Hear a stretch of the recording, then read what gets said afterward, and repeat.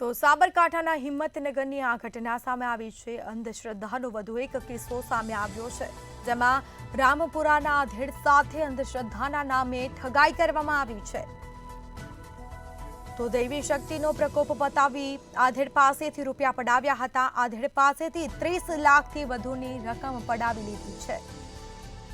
તો કાંભોઈ પોલીસ સ્ટેશનમાં ઠગાઈની ફરિયાદ પણ દાખલ કરવામાં આવી છે।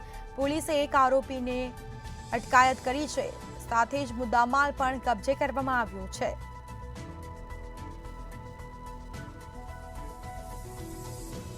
તો સાબરકાંઠાના હિંમતનગરમાં અંધશ્રદ્ધાનો કિસ્સો સામે આવ્યો છે।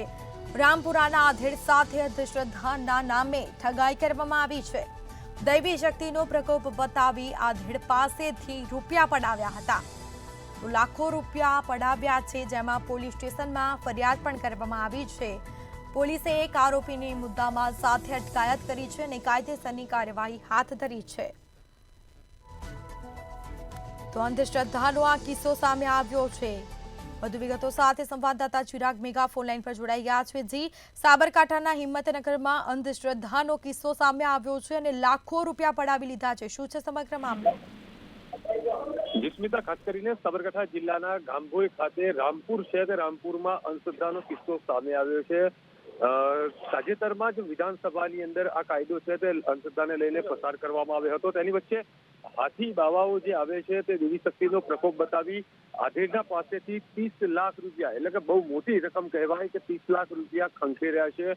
હિંમતનગરના રામપુરના આધેડ વયના નિવૃત્ત બેંકના કેશિયર છે તે અંધશ્રદ્ધાની જાળમાં ફસાયા છે। ખાસ કરીને પરિવાર અંધશ્રદ્ધાની જાળમાં ફસાતા પોલીસ ફરિયાદ કરવામાં આવી છે। ગાંભોઈ પોલીસ મથકે આ જે બાવાઓ છે તે બાવાઓની સામે જે પીડિત પરિવાર છે તેઓએ ફરિયાદ નોંધાવી છે। 30 લાખની જે છેતરપિંડી આચરી છે તેને લઈ પોલીસે તપાસના ચક્રો ગતિમાન કર્યા હતા। જ્યારે એક બાવો છે તે પોલીસને હાથ લાગ્યો છે। બાવાઓ છે તે અંબાજી જવા માટે એક વ્યક્તિ દીવો કરવાના 3,000 રૂપિયા માંગ્યા હતા અને ત્યારબાદમાં હપ્તા, એટલે કે 2 હપ્તામાં 14,70,000 14,70,000 એ પ્રમાણે 2 હપ્તાની અંદર આ રકમ છે તે રકમ વસૂલવામાં આવી હતી। જોકે પોલીસે એક આરોપી છે તેની અટકાયત કરી છે અને અન્ય આરોપી હાથ ધરવામાં આવી છે। ખાસ કરીને અંધશ્રદ્ધાના કિસ્સાને લઈ સાબરકાંઠા જિલ્લામાં અત્યારે હડકંપ જોવા મળી રહ્યો છે અને પોલીસ તંત્ર આરોપીઓને ઝડપી લેવા કામે લાગી છે। જીસ્મિતા। જી બિલકુલથી તમામ જાણકારી આપવા બદલ આપનો આભાર। તો ખાંભોઈ પોલીસ સ્ટેશનમાં ઠગાઈની ફરિયાદ પણ કરવામાં આવી છે અને આ મામલે કાર્યવાહી પણ થશે। બીજી તરફ પોલીસે એક આરોપીની મુદ્દામાલ સાથે અટકાયત પણ કરી છે।